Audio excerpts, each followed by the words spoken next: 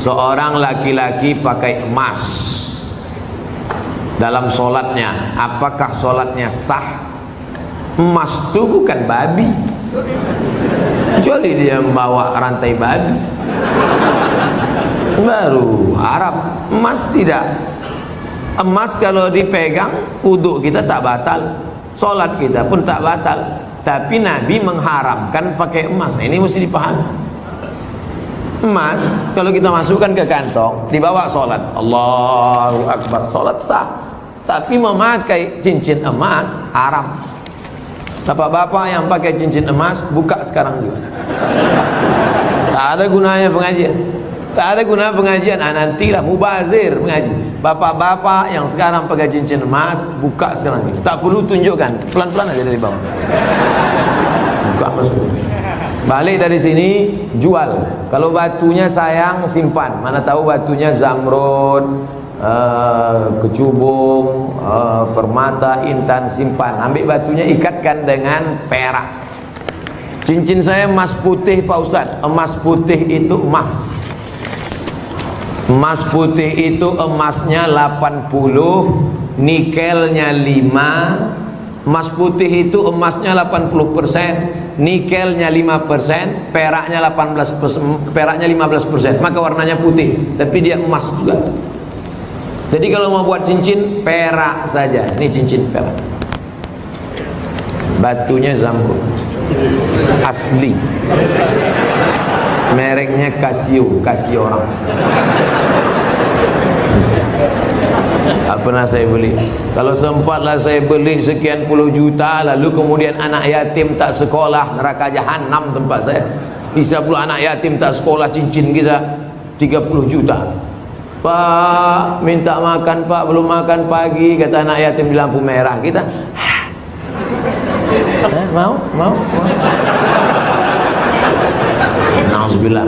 Oleh sebab itu maka yang punya cincin emas, wahai Imam Syafi'i, kenapa laki-laki Islam tak boleh pakai cincin emas? Apa kata Imam Syafi'i? Robek hati orang miskin menengok cincin emas. Aku makan pun payah, kau sampai hatilah pula pakai cincin emas. Matilah kau cepat, kata dia. Hancur hati dia. Itu alasan ulama dulu. Tapi rupanya sekarang setelah ditemukan emas itu ada molekul-molekul kecil masuk ke dalam pori-pori, masuk ke dalam darah, masuk ke dalam jantung, menyebabkan penyakit Alzheimer, penyakit tua sebelum masanya, penyakit lemah tak bertenaga. Banyak orang barat yang sudah kena, pokoknya emas. Lalu kami yang perempuan Pak Ustaz, yang perempuan dia masuk ke dalam, keluar lagi melalui darah menstruasi haid. Makanya kalau ada bapak yang haid, pakailah.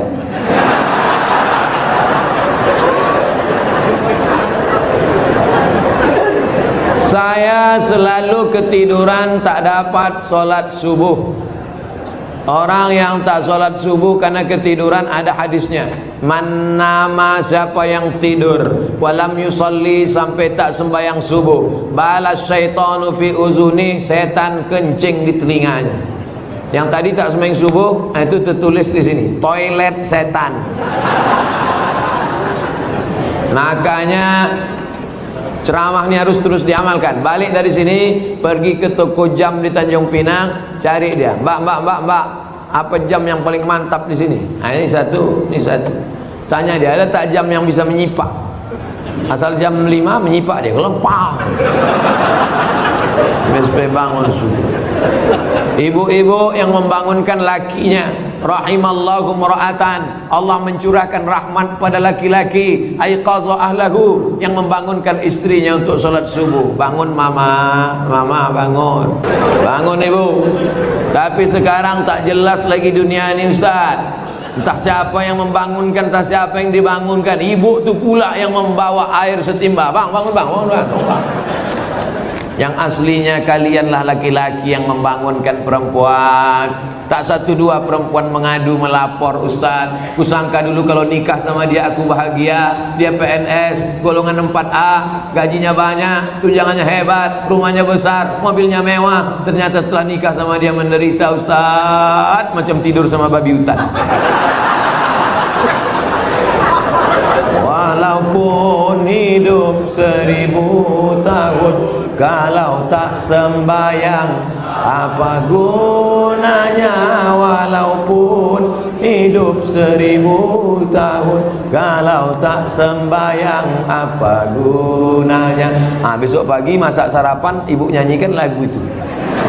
Walaupun hidup 1000 tahun, sambil ngacau teh. Walaupun hidup.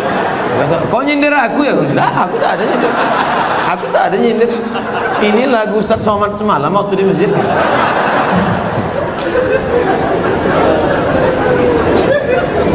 Ustaz, apa sah laki-laki solat di rumah tapi tak di masjid? Laki-laki solat di rumah, laki-laki solehah. Laki-laki solat di masjid. Ini masjid kota Tanjung Pinang dibangun tapi tidak sesuai lagi dengan kota. Tidak sempat lagi bisa dilebarkan. Parkir sudah sulit, masyarakat sudah tertampung lagi. Makanya mesti dibangun nanti di lokasi yang baru, masjid yang lebih besar lagi. Amin. Yang ini tetap ramai, yang sana tetap ramai. Tengoklah, tak muat lagi orang solat. Orang Tanjung Pinang ini kaya-kaya, tiang masjidnya emas. Ilaha illallah. Luar biasa. Orang susah mencari emas. Laki-laki di Tanjung Pinang tak ada yang pakai emas, karena mereka mau menunjukkan kayanya bukan dengan cincinnya, tiang masjidnya emas. Hebatnya lagi di Tanjung Pinang, walaupun tiang masjidnya emas, tapi jendelanya tak pakai kosen. Menunjukkan apa? Aman. Tanjung Pinang aman, tak ada pencuri. Kadang-kadang kita masuk ke salah satu masjid, kotak infak dicor. Kotak infak pakai rantai besi, pakai gembok. Di sini aman. Coba tengok masjid, lampunya pula macam lampu Masjid Nabawi. Luar biasa, hebat. Entah emas tak kuningan.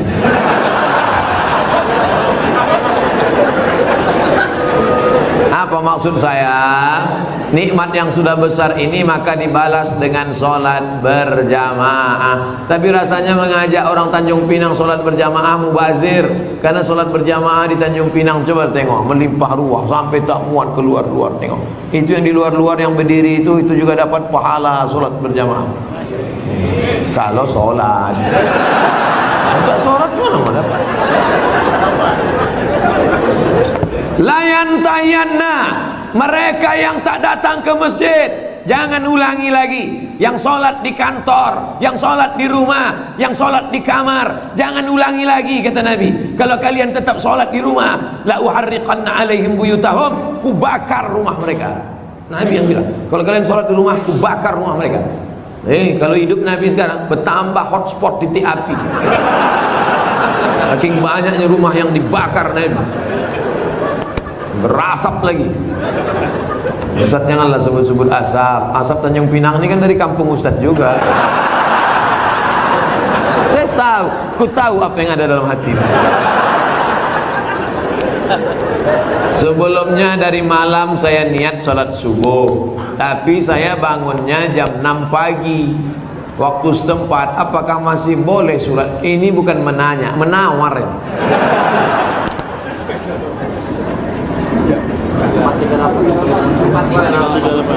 Subuh 438. Imsak subuh, zuhur, asar, maghrib, isya. Maghribnya jam, kalau maghribnya jam 6:04, kalau maghribnya jam 6:04 kurangi 15 menit. Begitu cara mengukur isyraq. Boleh sholat sunat isyraq itu 15 menit lewat syuruk. Syuruk matahari terbit. Syuruk matahari terbit.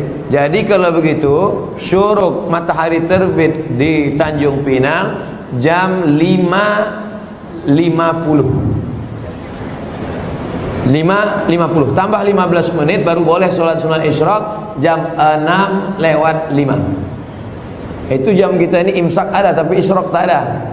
Cara mudah untuk isyraq, tengok maghribnya. Jam berapa maghribnya, begitu boleh isyraq. Kalau maghribnya jam 6:04, maka boleh sholat sunat isyraq jam 6 subuh lewat 5. 15 menit sebelum itu subuh sudah habis. Maka di Tanjung Pinang untuk saat ini subuh sudah habis jam 5.50. Kawan nih bangun jam 6. Ini kencing toilet setan juga. Oleh sebab itu jangan sampai tak sholat subuh. Bangun sholat subuh walaupun lambat jam 5.30, ada waktu 20 menit lagi, jangan langsung sholat subuh, tapi qabliyah subuh. Karena qabliyah subuh khairum minad dunya wa ma fiha. Usolli sunnata subhi rak'ataini qabliyatan. Rakaat pertama qul ya ayyuhal kafirun, rakaat kedua qul huwallahu ahad, baru iqamat, baru salat subuh. Jangan tinggalkan qabliyah subuh. Jangan tinggalkan qabliyah subuh walaupun terlambat. Apakah ambil zakat menunggu orang minta zakat atau mencari yang wajib zakat menerima zakat? Khuz, ambil zakat, khuz, ambil. Bukan, ayo orang beriman berzakatlah. Yang mau zakat silakan, yang nggak mau nggak apa-apa. Bukan begitu bunyi ayatnya. Khudh, ambil. Makanya yang punya jabatan kekuasaan buatkan perda, peraturan daerah, bayar zakat. PNS, ASN, perusahaan, BUMN bayar zakat. Ke Basnas yang tak mau bayar zakat, tekan materi 6.000, siap dipindahkan ke sejauh mata memandang. Bisa apa tak bisa? Sudah, kata Pak Wan. Sudah diterapkan. Langsung zakat potong atas. Abdul Somad jadi tim sosialisasi zakat provinsi 5 tahun. Bayarlah zakat. Tak takut orang. Tak ada jabatan, tak ada kekuasaan. Tapi begitu bupati tanda tangan perda bayar zakat, langsung 10 miliar. Selama saya ceramah, yang paling besar zakatnya Aceh Barat, Meulabu, 15 miliar kabupaten. 15 M. Pas saya ceramah sana, saya tak tahu. Saya pun ceramah di kampung saya di Riau, ada kabupaten 10 miliar. Mereka senyum-senyum. Pas makan, berapa tadi Ustaz? 10 saya bilang. Kami 15 katanya. Dalam hati saya, Abdul Somad akan datang kalau mau ceramah, tanya dulu. Pastikan kita lebih besar. Maka saya ingat betul itu. Mau labuh itu 15 M dulu 4 tahun yang lalu. Sekarang lebih besar lagi.